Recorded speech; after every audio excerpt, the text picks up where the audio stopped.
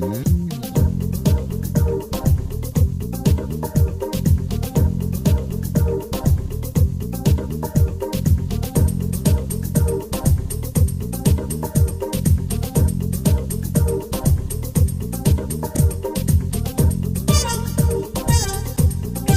Justiça Eleitoral na TV conversa agora com o Procurador Regional Eleitoral, Dr. Ronaldo Chaves. Dr. Ronaldo, hoje, durante o julgamento de um recurso a respeito de doação de campanha, o senhor fez um comentário a respeito de uma luta do Ministério Público relacionada a esse assunto. Isso, a questão do prazo para entrar com as representações, que o TSE estipulou esse prazo em 180 dias. E hoje o juiz Jailson Leandro trouxe um voto discutindo essa questão. E essa questão é muito importante, porque há vários casos ainda que estão pendentes de apreciação no Tribunal Superior Eleitoral, versando sobre essa limitação que o TSE criou de estipular um prazo que não está previsto na lei. O Ministério Público entende que essa limitação foi colocada de forma irregular, que o TSE legislou inadequadamente? Isso, dentre vários fundamentos, existe realmente o fundamento de que não compete ao Judiciário, com todo respeito, estipular um prazo que não está previsto na lei. Ademais, esse entendimento ele foi aplicado retroativamente às eleições de 2008, o que pegou o Ministério Público Eleitoral de surpresa, porque nós não tínhamos um prazo para entrar com as representações e o TSE fixou isso durante o processo eleitoral, ou seja, após o término do processo eleitoral de 2008 é que se criou, na verdade, esse prazo e por isso daí a insurgência do Ministério Público com relação a esse ponto. Agora o Ministério Público aguarda uma decisão a respeito disso. Sim, nós não concordamos com a posição, embora fosse o entendimento da Corte, que ainda está discutindo agora essa questão, mas na época nós ingressamos com vários recursos especiais perante o TSE, para que a questão fosse discutida no âmbito próprio, que é o Supremo Tribunal Federal. Se essa decisão se mantiver, o que pode acontecer?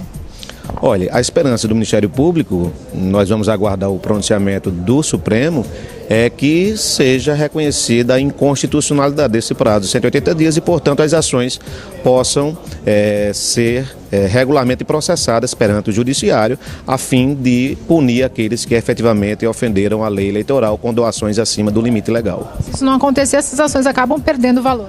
Pelo menos das eleições de 2008, porque as eleições de 2010 nós fizemos um esforço muito grande para ingressar com as representações e felizmente conseguimos, com muito esforço e com um certo prejuízo ao nosso serviço, é preciso dizer, entrar com as representações nesse prazo exíguo de 180 dias.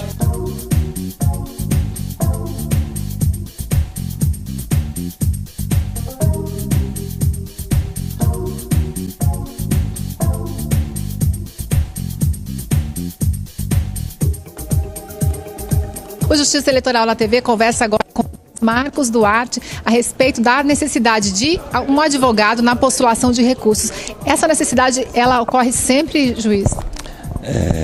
Sim, a lei, nem sempre, a lei prevê os casos em que não há necessidade da participação dos advogados, mas geralmente em recursos sim, porque é necessária a participação de um advogado no recurso.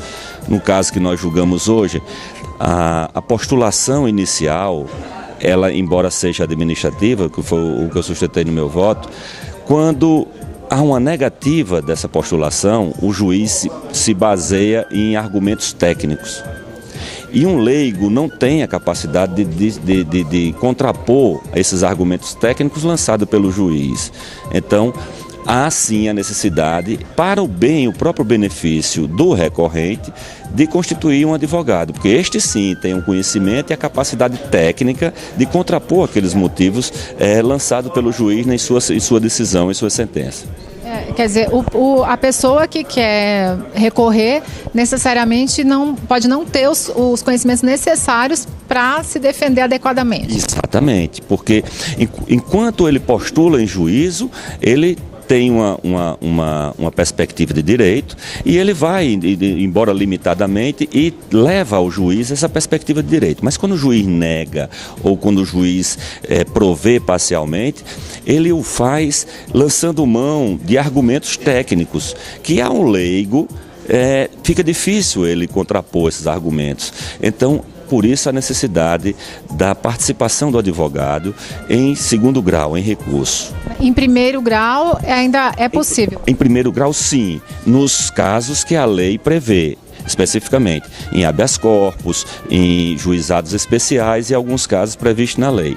Mas até mesmo no habeas corpus, que não há necessidade, pelo próprio Estatuto da Advocacia, da participação de um advogado, em recurso em habeas corpus, sim, há necessariamente a participação do advogado, justamente por esse motivo que eu falei. Por quê? Porque quando há denegação ou concessão parcial ou negativa ou confirmação, a parte prejudicada, quer dizer, nesse caso, ou seria a concessão parcial ou a denegação, ela vai se fundamentar em argumentos eminentemente técnico-jurídicos, que a parte não teria condição de contrapô-los perante um tribunal. Por isso, sim, há a necessária participação do advogado.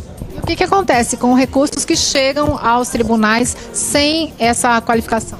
Esses recursos não são conhecidos, justamente porque não teve a representatividade de um advogado. Então, a parte, por não ser, é um pressuposto de admissibilidade desse recurso, eles não são conhecidos. Eles não chegam nem a ser julgados? Não chegam nem a ser julgados, apreciado seu mérito.